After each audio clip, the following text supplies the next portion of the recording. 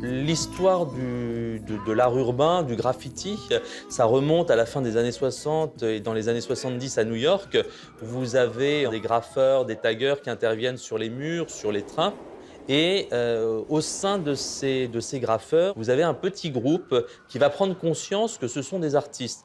Il va y avoir des expositions de leurs toiles. Dans les vernissages, vous trouvez des gens comme Jean-Michel Basquiat, comme Keith Haring, par exemple, au milieu de Crash, de Don't DIY, de Futura 2000. Donc vraiment, les pionniers de cette scène urbaine. J'avais une image de la France un peu romantique, avec les Giacometti, des artistes de Montparnasse, des artistes qui travaillaient dans les ateliers. Je disais, oui, c'est là-bas qu'un artiste il doit être, fait sa carrière.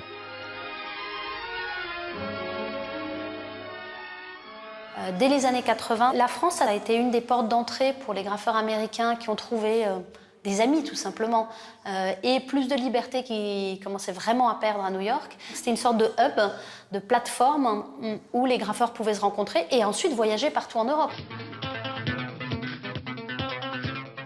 L'auteur de cette affiche, c'est Speedy Graffito. Là, on lui a demandé de décorer une voiture. Parce qu'en 86, par exemple, j'avais fait une affiche pour le ministère de la Culture quand la gauche est arrivée au pouvoir, qui s'appelait La ruée vers l'art. Banlieue, banlieue, Blek, Raphaël Gray, Speedy Graffito, Ménager, Vive la peinture et les Globaux étaient réunis vendredi dernier. Aujourd'hui, les peintres sont partout, ils peignent partout, surtout sur les objets, dedans et dehors. Premier groupe, Vive la peinture. Il fallait que la ville change, il fallait plus ces murs gris, il fallait que la couleur revienne et qu'elle occupe l'espace. C'était ça l'utopie aussi, c'était changer la vie, elle était là, elle se changeait d'elle-même, les murs changeaient de couleur, c'est une histoire merveilleuse d'ailleurs, qui continue. Nous ne sommes qu'au tout début d'une aventure esthétique nouvelle et je crois passionnante.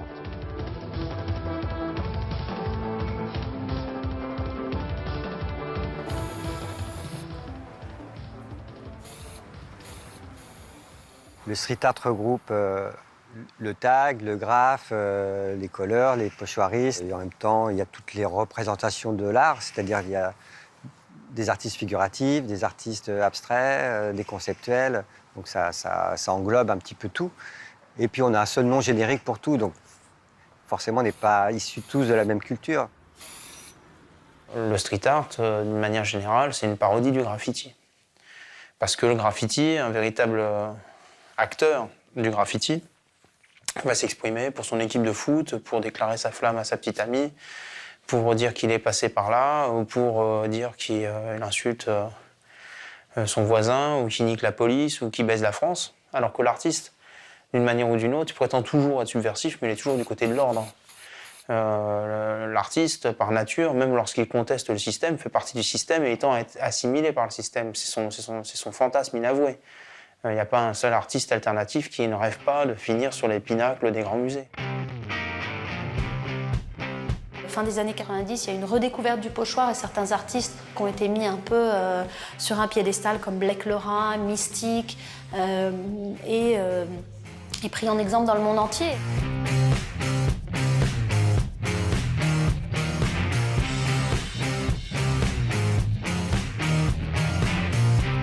Il y a eu un mélange de tags, de pieces, de pochoirs. Et puis, donc, début des années 2000, il y a eu cet Anglais qui s'appelle Banksy, qui a commencé à faire des pochoirs dans Londres et qui, par son intelligence et sa dextérité, s'est fait connaître d'une façon magistrale par les Anglais d'abord et qui a redonné de la vigueur au mouvement pochoiriste. Et il a dit un jour qu'à chaque fois qu'il faisait quelque chose, il voyait que je l'avais fait 20 ans avant. Merci Banksy. Ça me fait rigoler, là, depuis donc 4, 5, 6 ans, tout le monde débarque, les ventes aux enchères qui reprennent, alors qu'elles existaient déjà. Dans les années 80, c'est un raz-de-marée. Franchement, c'est devenu le street art, alors qu'avant, on n'avait pas de dénomination spécifique. Le seul avantage que je vois à cette labellisation un peu outrancière et au fait que les gens veuillent mettre les artistes dans les cases, c'est qu'à chaque fois, ils veulent en sortir, donc ils vont faire quelque chose out of the box, comme on dit en anglais, Un peu en dehors des sentiers battus, ils vont inventer des nouvelles choses qui justement n'iront pas avec le terme.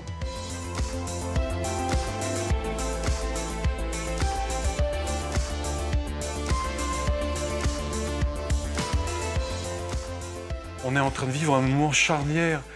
C'est le mouvement le plus important de l'histoire de l'art, dans l'histoire de l'art, hein, de tous les temps, et c'est incroyable.